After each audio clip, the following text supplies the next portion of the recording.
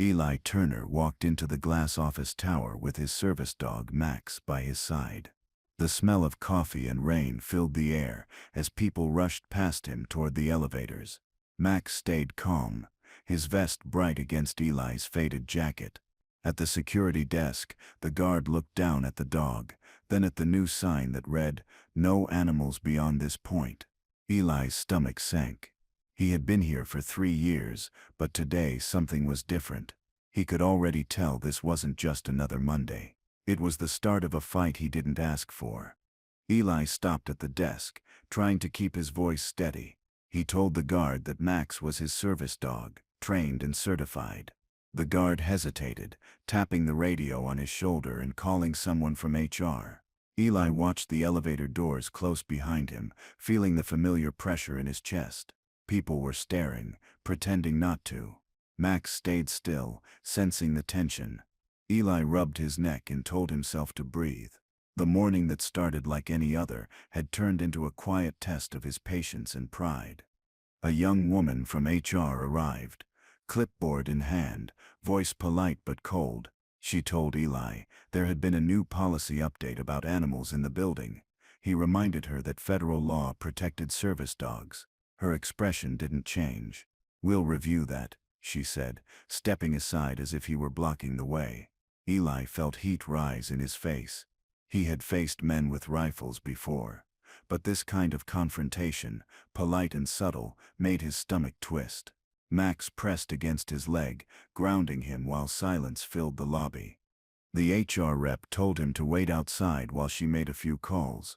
Eli walked out into the drizzle, gripping Max's leash tighter than usual. Every time he thought he'd found normal life again, something small pulled it away. He sat on the concrete ledge near the door, the wet chill seeping through his jacket.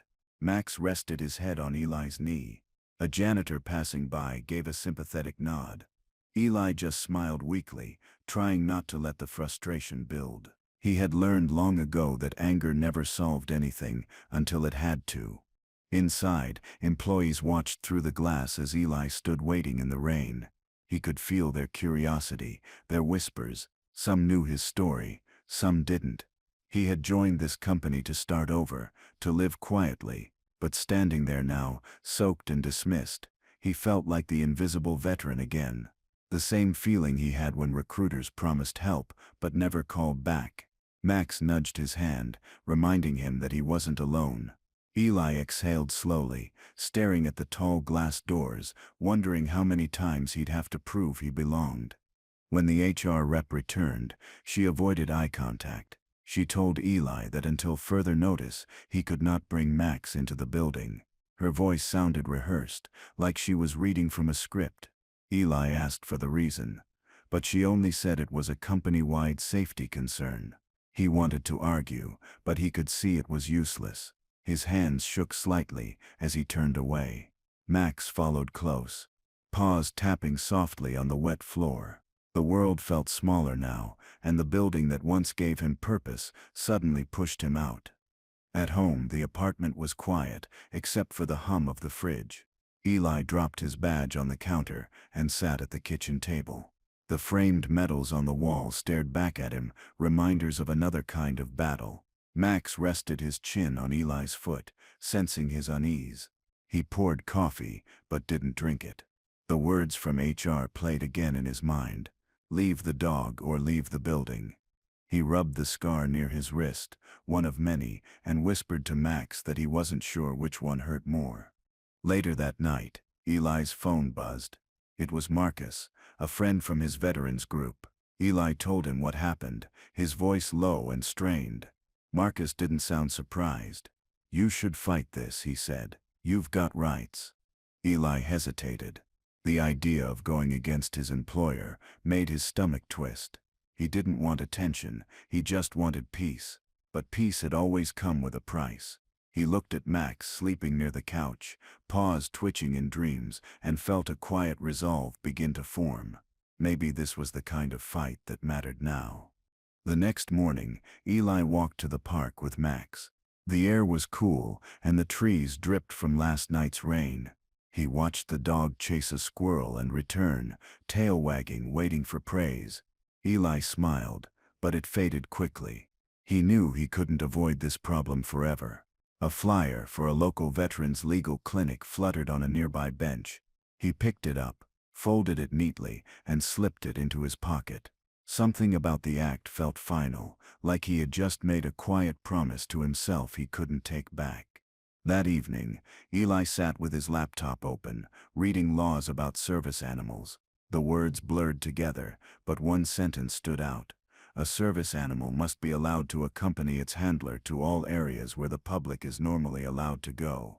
He leaned back, rubbing his eyes. It was clear, undeniable. He opened his email and started writing to a local lawyer he found through the Veterans Forum.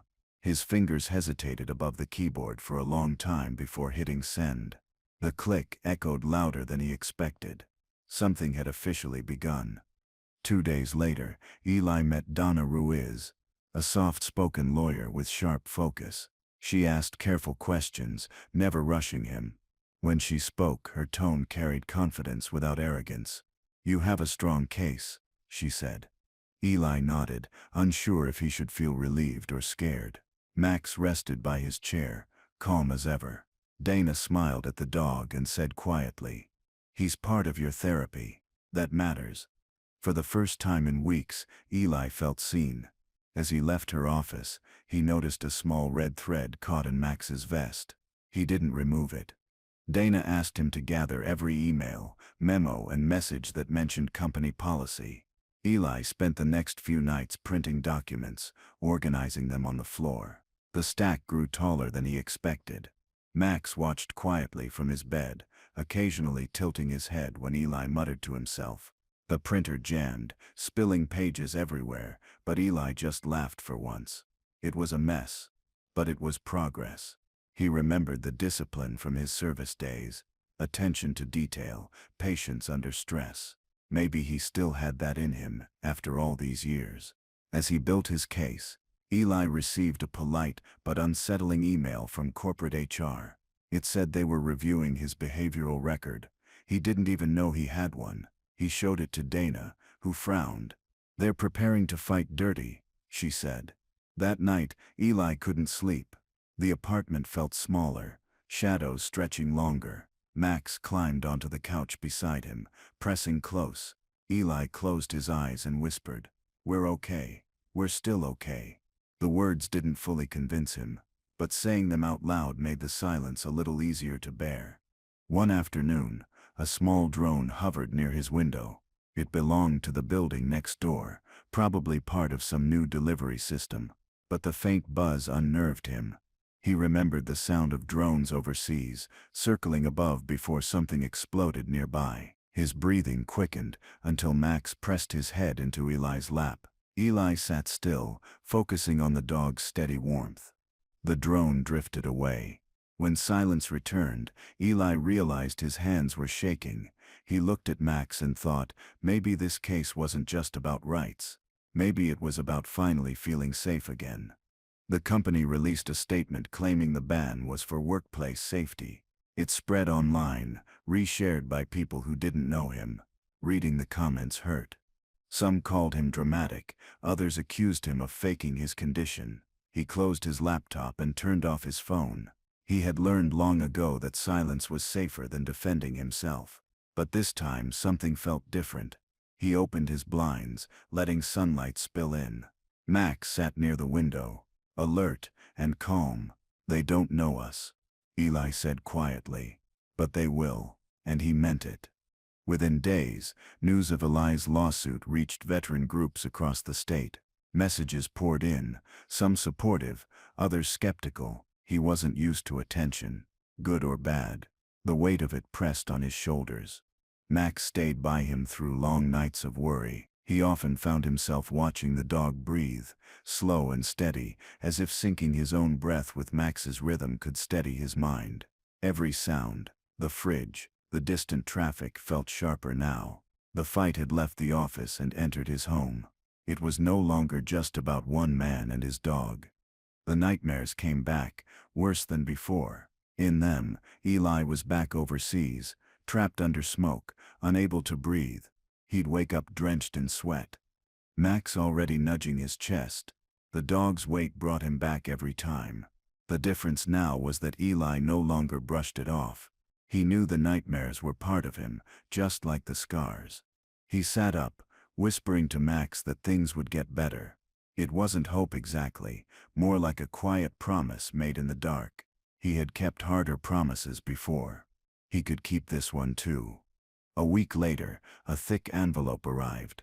Inside was a letter from the company's legal department. The words were sharp but polite. Withdraw the lawsuit or face consequences. Eli stared at it for a long time, then folded it neatly and slid it into a drawer. He didn't need to show Dana. He already knew what she'd say. They're scared. He looked at Max, who watched silently from the hallway. We're not quitting, Eli said softly. The dog's tail thumped once on the floor, like an answer. It was strange how simple courage could look sometimes. Eli officially filed the lawsuit that Friday. Standing in the courthouse, he felt small but steady. The echo of footsteps in the marble hall reminded him of marching drills. Dana handled the paperwork while Eli waited near a bench. Max sat upright beside him, vest perfectly in place. People glanced, some smiling, some curious. For once, Eli didn't care how they saw him. When the clerk stamped the final page, it felt like a hammer striking a long-closed door. Outside, the air smelled faintly of rain.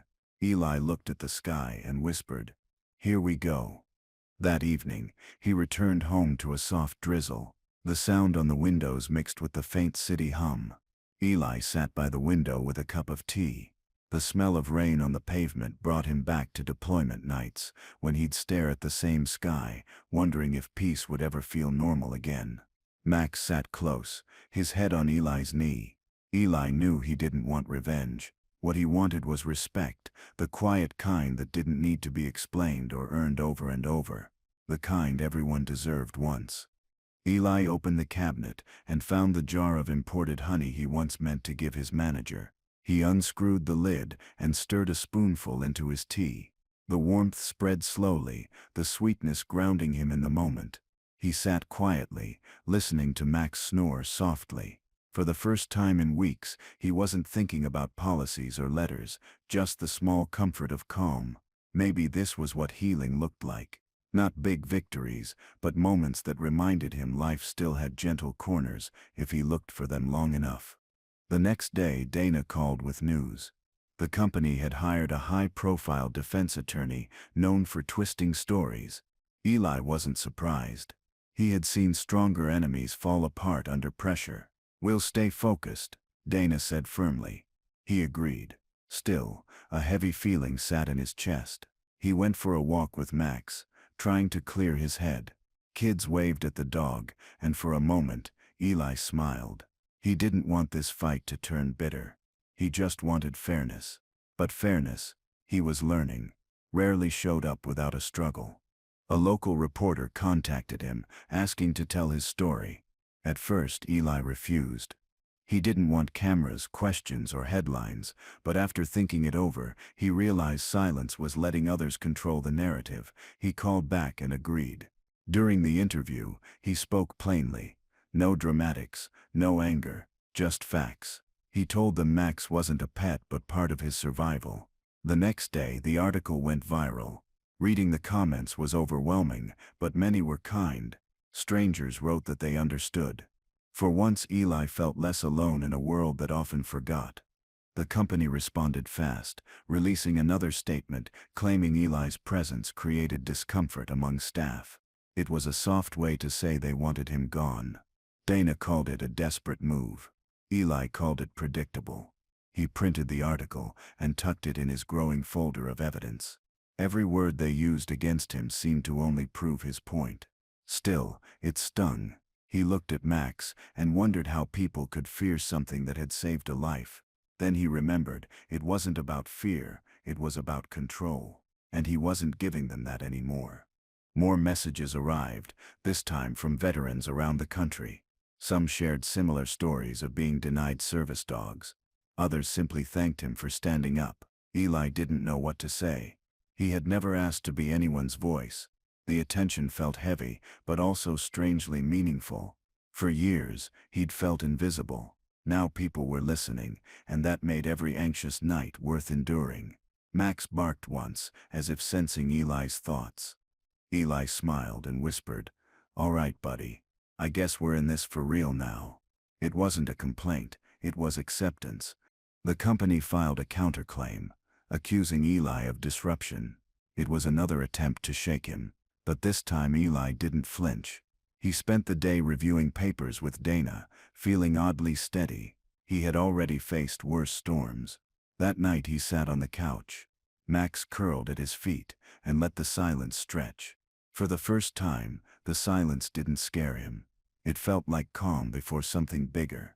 He didn't know where this fight would lead, but he was sure of one thing: it was far from over. Weeks passed, and the court date finally appeared on the calendar. Eli's stomach tightened every time he thought about it. The story had grown beyond him now, spreading through social media, radio, and veterans' newsletters. Some people called him brave, others called him stubborn. He didn't care anymore. The only opinion that mattered was Max's calm, steady presence. Dana sent updates daily, preparing evidence and witness statements. Every page, every detail mattered now. The truth was simple, but proving it meant walking back into a world that had already tried to shut him out. When the company filed a motion to ban Max from the courtroom, Eli stared at the notice in disbelief. It felt like déjà vu, the same argument, dressed in legal language. "They're afraid of what he represents," Dana said. Eli nodded silently, petting Max's head. The dog's calm eyes met his, reminding him that panic never helped anyone. Still, anger simmered beneath his calm. They wanted to fight his peace itself, the very thing that helped him function. It wasn't just a legal move anymore, it was personal, and that made him more determined than ever. The day of the hearing arrived cold and gray. Eli wore his cleanest shirt and straightened his tie twice before leaving. The courthouse buzzed with quiet conversations, reporters waiting outside with cameras ready. When he entered, a guard raised an eyebrow at Max. Dana calmly handed over papers proving the dog's authorization. Inside the courtroom, Eli could feel every stare. The company's lawyers sat polished and confident, whispering among themselves. He took a deep breath, focusing on Max's steady breathing beside him. Whatever happened here, he wasn't alone anymore. That thought gave him quiet strength. The judge listened as the defense argued that allowing Max would distract the proceedings. Dana responded firmly, citing federal law, pointing to precedents, and emphasizing how Max prevented Eli's medical episodes. Eli watched the judge's expression, measured, distant, unreadable. His pulse quickened when the company's attorney implied he was exaggerating his condition. The words stung, but he said nothing. He had learned long ago that silence could speak louder than rage. When the hearing ended, the judge said she would issue a written ruling soon. Eli left the courtroom exhausted, but strangely hopeful. He had faced worse uncertainty. That night, a sudden power outage swept through Eli's neighborhood. He lit a small candle and sat by the window. Outside, the sky glowed faintly with lightning, and somewhere far away, a church bell rang once through the dark. Max slept at his feet, tail twitching. The quiet hum of the city had stopped completely. In that stillness, Eli realized he wasn't afraid of the dark anymore. He had already lived through worse nights, both overseas and at home. Whatever tomorrow brought, he'd meet it head-on, with patience, not anger. The darkness no longer owned him. A few days later, letters began to arrive. Old military friends had seen his story online. Some wrote about their own service dogs, others just wanted to say they were proud. Eli read every word slowly, some with tears in his eyes. It wasn't about fame or winning anymore. It was about being understood. The world that once ignored veterans like him was finally listening. He stacked the letters neatly in a box, one he hadn't opened since returning home years ago. It had once held medals. Now, it held something more valuable, proof that he mattered. Of course, not everyone supported him. Online trolls flooded his inbox, accusing him of seeking attention or money. Some mocked Max's role, calling it unnecessary. Eli tried to ignore them, but their words dug deep. He turned off notifications and went for a long walk. The sound of Max's paws on the pavement steadied him. Every insult reminded him why this fight mattered. People like him deserved dignity, not pity. He wasn't asking for special treatment, only fairness. As the sun set, Eli decided he wouldn't let strangers' cruelty rewrite what he knew to be true. One sleepless night, Eli sat at his desk, staring at his growing pile of papers. He thought about deleting everything, dropping the case, disappearing from the headlines, starting over somewhere new. The pressure felt crushing. He closed his laptop and leaned back, eyes shut tight. Max climbed onto his lap, heavier than usual, grounding him. Eli smiled faintly. He realized quitting would undo more than a lawsuit. It would undo every step he'd taken toward healing. "All right," he whispered, rubbing Max's ear. "We keep going." The words weren't loud, but they felt like armor he could wear again. Dana visited that weekend, bringing fresh documents and a calm sense of direction. She told Eli the next hearing could determine everything. "They're counting on you to get tired," she said. "Don't." Her tone wasn't forceful, it was respectful. Eli nodded, grateful. He saw something in her eyes that reminded him of old squad leaders, focus mixed with faith. They went over every detail, page after page, until the sun dipped low. When she left, Eli stood in the doorway watching her car drive off, realizing that for the first time, someone else believed in his strength. The night before court, Eli couldn't sleep. He sat on the couch, the TV off, apartment silent, except for Max's slow breathing. He thought about the first day he met the dog, still half broken from war and therapy sessions that didn't work. Max had never judged, only stayed close. Eli reached down, rubbing the fur between the dog's ears. Tomorrow would be hard, but this was the last climb of a long hill. He wasn't chasing revenge anymore. He was standing for everyone who couldn't. That thought finally let him close his eyes and rest. If you've been following Eli's journey and wondering how it all ends, stay with me. The final verdict is coming, and it's one you'll want to hear. The courtroom was packed. Reporters, advocates, and quiet onlookers filled every seat. Eli felt small walking in, but Max moved with purpose beside him. The defense opened with confidence, unveiling internal emails suggesting HR feared, setting a dangerous precedent. Dana seized on it immediately. Those words told the whole story. It was never about safety, only control. Eli listened, anger and relief mixing inside him. The company had tried to hide behind policies, but the truth was laid bare now. It wasn't just his fight anymore. It was a message to every workplace that thought compassion was optional. During recess, Eli stood near the courthouse steps, wind tugging at his jacket. He thought about the countless veterans who'd written him, the strangers who'd offered prayers, and even the critics who doubted him. All of it had shaped this moment. Inside, the lawyers prepared closing statements, but Eli was done rehearsing his pain. He realized the real victory wasn't the ruling, it was showing up, over and over, even when fear told him not to. The courthouse bell rang to signal reconvening, and Eli followed the sound back inside, ready to finish what he'd started. When it was Dana's turn to speak, she didn't raise her voice. She told the story simply. A man, a dog, and a workplace that forgot empathy.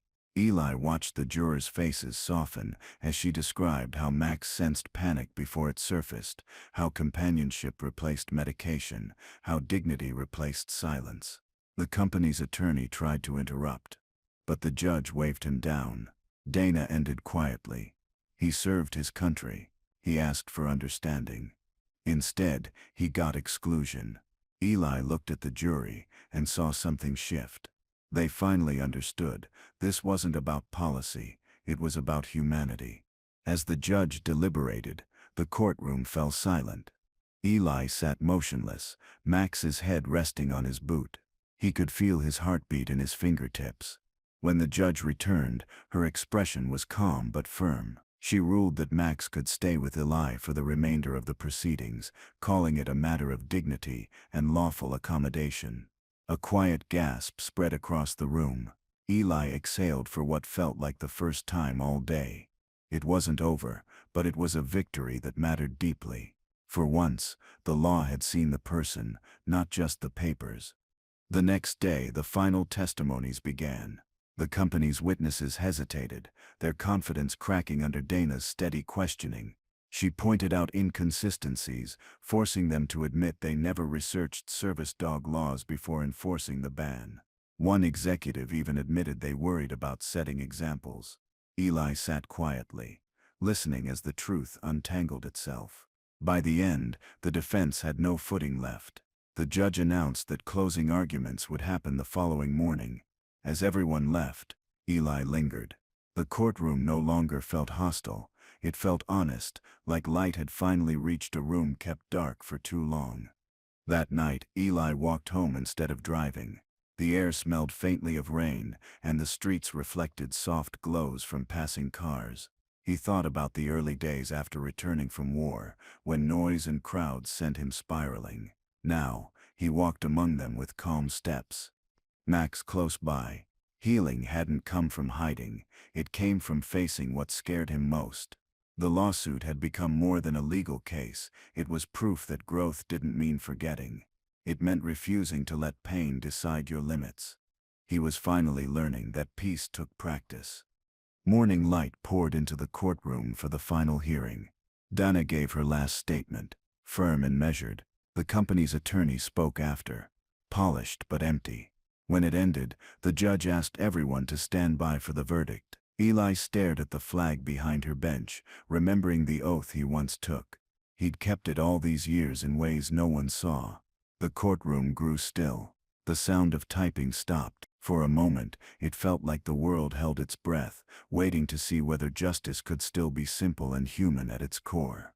The verdict came down. The company was guilty of discrimination.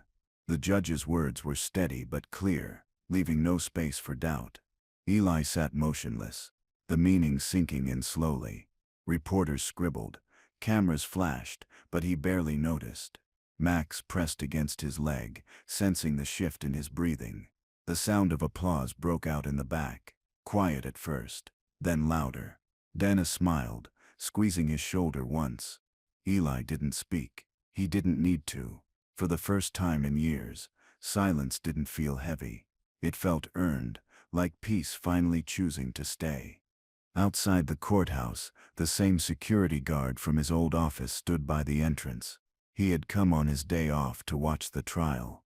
When Eli passed, the guard nodded respectfully. Eli nodded back. No words exchanged, just mutual understanding. Reporters swarmed around, but he moved quietly through them. He didn't need the spotlight. He had found something stronger, dignity. Max trotted beside him, tail wagging slightly. The world still buzzed with noise and judgment, but Eli walked through it like it couldn't touch him anymore. This chapter was closing exactly the way it should. That evening, Eli sat by his apartment window watching the city lights blur through the drizzle. Max rested on the rug, eyes half closed. The court's decision replayed in his mind, but it didn't feel like a victory march. It felt like exhaling after holding his breath for years. The fight had changed him. He realized strength didn't come from shouting. It came from showing up quietly when no one believed you would. He picked up one of the letters from the veteran box, smiled faintly, and whispered, "We did it, buddy." Max thumped his tail twice in reply. A week later, Eli received official paperwork confirming the damages awarded. It was more money than he expected. He stared at the total, then called Dana. "I want to donate part of it," he said, "to a fund that trains service dogs for veterans." She paused, clearly moved. "That's generous," she said softly.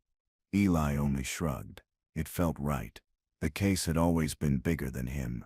He didn't want the story to end at a bank deposit. He wanted it to start something for others like him, men and women still fighting invisible battles at home.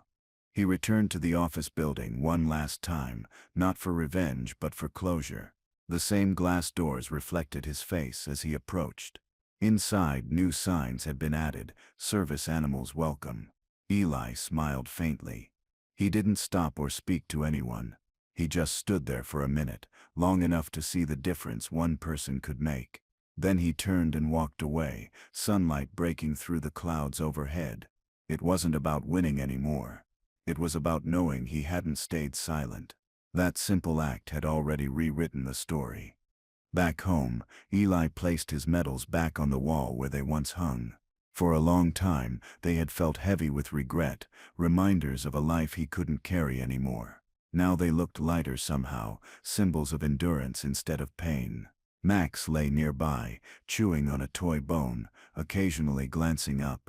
Eli stood back and admired the wall, realizing that peace didn't come when the world treated you fairly. It came when you refused to stop believing it could. He finally felt like both the soldier and the man he was meant to be. The rain returned that evening, tapping gently against the window. Eli poured tea, stirring in the last of his imported honey. The sweet scent filled the room as he leaned back in his chair, watching Max sleep by the door. The world outside kept spinning, meetings, policies, headlines, but here everything was still. He didn't feel anger anymore, only quiet gratitude. The storm had passed, leaving him stronger. He smiled, whispering to the empty room that sometimes justice wasn't loud, sometimes it sounded like rain and breathing, and a dog snoring in peaceful rhythm beside you. Eli woke early the next morning, to sunlight streaming across the floor. Max stretched, tail wagging lazily. He poured food into the bowl and opened the window, letting fresh air sweep through. The world felt new again, unremarkable and perfect in its simplicity. He sat by the window with his tea, watching the street below come alive. For once, he wasn't planning his next move. He was just living. He glanced at Max and smiled. "We made it," he said quietly. And in that calm, everyday moment, peace finally felt like something he didn't have to chase anymore.